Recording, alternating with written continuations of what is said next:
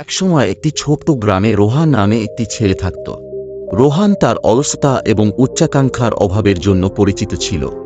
তার সময় নষ্ট করা এবং গুরুত্বপূর্ণ কাজে পিছিয়ে পড়ার অভ্যাস ছিল।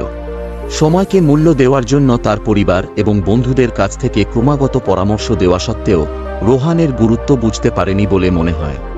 একদিন মিস্টার গুপ্ত নামে এক জ্ঞানী বৃদ্ধ গ্রামে এলেন। তিনি তার প্রজ্ঞা এবং মানুষের সমস্যা সমাধানের ক্ষমতার জন্য পরিচিত ছিলেন। কথাটি দ্রুত ছড়িয়ে পড়ে এবং শীঘ্রই রোহন মিস্টার গুপ্তের আগমনের কথা শুনতে পান। কৌতূহল জাগিয়ে তিনি বৃদ্ধের নির্দেশনা খোঁজার সিদ্ধান্ত নেন। রোহন একটা বড় বট গাছের নিচে বসে থাকা মিস্টার গুপ্তের কাছে গেলেন। সসম্মানে ধনুক দিয়ে জিজ্ঞেস করলেন, স্যার, আমাকে বলা হয়েছে যে আপনি মহান জ্ঞানের অধিকারী। আপনি কি আমার জীবনের সবচেয়ে বেশি ব্যবহার করতে আমাকে গাইড করতে পারেন? মিস্টার গুপ্ত হেসে মাথা নাড়লেন। যুবকের সংগ্রাম বুঝতে পেরে ব্যাগ থেকে একটা ঘণ্টার গ্লাস বের করে রোহানের হাতে দিল। তিনি বলেন, এই ঘণ্টা সময়ের প্রতিটি দানা আপনার জীবনের একটি মূল্যবান মুহূর্ত উপস্থাপন করে। রোহন তার হাতে ঘড়িটা ধরল, এর তাৎপর্য অনুভব করল। এখন মিস্টার গুপ্তা চালিয়ে গেলেন, আমি চাই আপনি কল্পনা করুন যে এই বালির ঘড়ির মধ্য দিয়ে পড়া বালির প্রতিটি দানা একটি নষ্ট সুযোগ। যতবারই আপনি বিলম্ব করবেন বা সময় নষ্ট করবেন, একটি দানা চিরদিনের মতো চলে যায়। রোহন তার কাজের মাধ্যাকর্ষণ বুঝতে পেরে মিস্টার গুপ্তের গল্প মনোযোগ দিয়ে শুনলেন। সময় একটি মূল্যবান উপহার আমার ছেলে। এটি কারো জন্য অপেক্ষা করে না। প্রতিটি সেকেন্ড যা পাস হয় এমন একটি সেকেন্ড যা আপনি পুনরুদ্ধার করতে পারবেন না। আপনি যদি এটি নষ্ট করতে থাকেন তবে আপনি একদিন আফসোসে ভরা জেগে উঠবেন। জরুরি বোধ করে রোহন জিজ্ঞেস করল, কিন্তু আমি কি করে বদলাতে পারি? আমি কিভাবে সময়কে মূল্য দিতে পারি এবং এর সর্বোচ্চ ব্যবহার করতে পারি? মিস্টার গুপ্ত উষ্ণ হাসি দিয়ে বলেন, এটি ছোট পদক্ষেপের মাধ্যমে শুরু হয়। তিনি বলেন, লক্ষ্য নির্ধারণ এবং আপনার কাজগুলিকে অগ্রাধিকার দিয়ে শুরু করুন।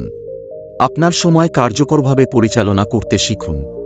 মনে রাখবেন, সফলতা তাদেরই আসে যারা সময়ের মূল্য বোঝে। রোহন বৃদ্ধের উপদেশ হৃদয়ে নিল এবং তার পথ পরিবর্তন করার সিদ্ধান্ত নিল। তিনি বিভিন্ন কার্যক্রমের জন্য নির্দিষ্ট সময়সীমা নির্ধারণ করে তার দৈনন্দিন রুটিন সংগঠিত করে শুরু করেছিলেন। তিনি বিক্ষিপ্ততা দূর করেছিলেন এবং শুধুমাত্র হাতে থাকা কাজের উপর মনোনিবেশ করেছিলেন। ধীরে ধীরে রোহান তার জীবনে একটি ইতিবাচক পরিবর্তন লক্ষ্য করে। দিনগুলো সপ্তাহের মতো মাসে পরিণত হয়েছে। রোহানের নতুন নিবেদন এবং শৃঙ্খলা প্রতিফলিত হয়েছে। তিনি এমন কাজগুলি সম্পন্ন করেছিলেন যা তিনি বছরের পর বছর ধরে রেখেছিলেন। তিনি তার আবেগ অনুসরণ করেছিলেন এবং লুকানো প্রতিভা আবিষ্কার করেছিলেন। গ্রামবাসীরা রোহানে যে অসাধারণ পরিবর্তন দেখেছিল তাতে অবাক হয়ে গিয়েছিল।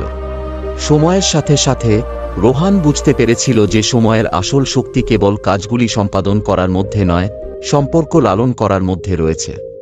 তিনি তার পরিবার এবং বন্ধুদের সাথে মানসম্পন্ন সময় কাটিয়েছেন, তাদের ভাগ করা মুহূর্তগুলির প্রশংসা করেছেন।